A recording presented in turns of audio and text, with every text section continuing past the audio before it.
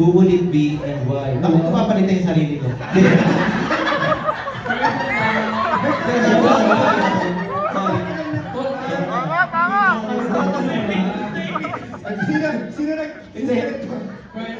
Sino gumawa ng ano na to? Ako nagsulat ng ako. Ay, pala nagsulat. Sorry. Dahil ka, sasagutin ko. Yes. Magaling ba yung country? Si, ano siguro, gusto kong malaman yung POV ni Kian pagka hinahandle niya yung Aster, tsaka yung Pringles. Tapos siguro pagka nalaman ko, ay wag na lang pala mag-ibig. Balik na lang ako sa akin. Sakit sa ulo ba? Sakit na lang. Reverse time. Reverse time. Dami. Thank you, Jason. Wag na lang pala. Maraming salamat, Dino.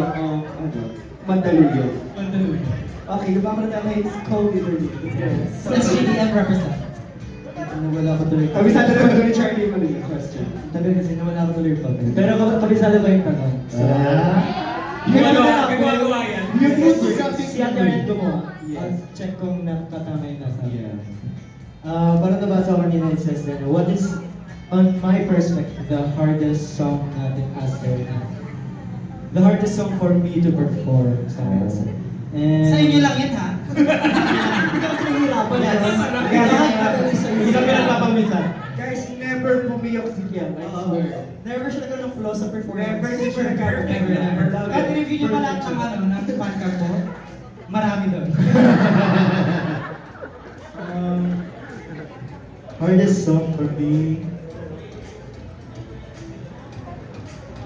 Uy, ano nga, tama na yun. Like, isip ko, Charlie, let's go. Makinig ako. So, I think, ay yung kanina, yung like A-star. Yung lagi ko sa A-star. Kasi, di nyo ako kinakanta yun.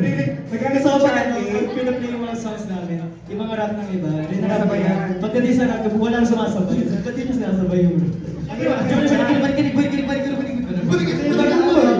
Yeah, imagine, parang, basta ang hirap niya kasi nakakahina, you're dancing, tapos parang 7 seconds lang ating dapat pero sobrang maraming syllables. Kaya ang hirap. Kaya naman, pero mahina naman. Ganun ka-importante sa Aster siya. Kasi kung wala ka, walang ko. Hindi namin kaya yun. Sino pa kasi meron ng choreo? Si Lauren. Bakit si Pinahirap?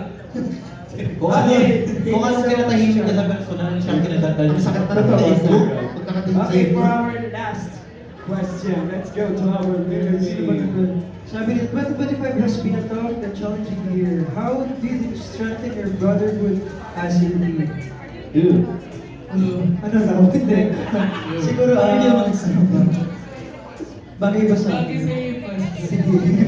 Hindi, siguro, feel ko kasi na lumaki rin ako sa mindset na lahat ng challenges and hindrances na dadaan sa akin, it is okay and it is normal. Yung gano'n. Kaya, lagi kong ina-apply yun sa grupo. And, yeah, siguro kahit anong challenges pa yung and problems na dumadaan at dadaan sa amin.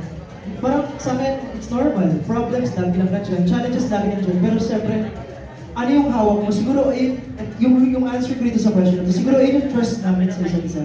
Trust ko kay Charlie, Tati, G, Alas, Lawrence, Waynoy, Kel, Jem, Miguel, and Kim. Kasi, yeah, feeling ko kung wala na yung trust, doon naman sila yung grupo namin. Pero as long as na may trust kami pinakahawakan sa grupo namin, regardless of all the challenges na kakaharapin namin, mananatili kaming Aster para sa great.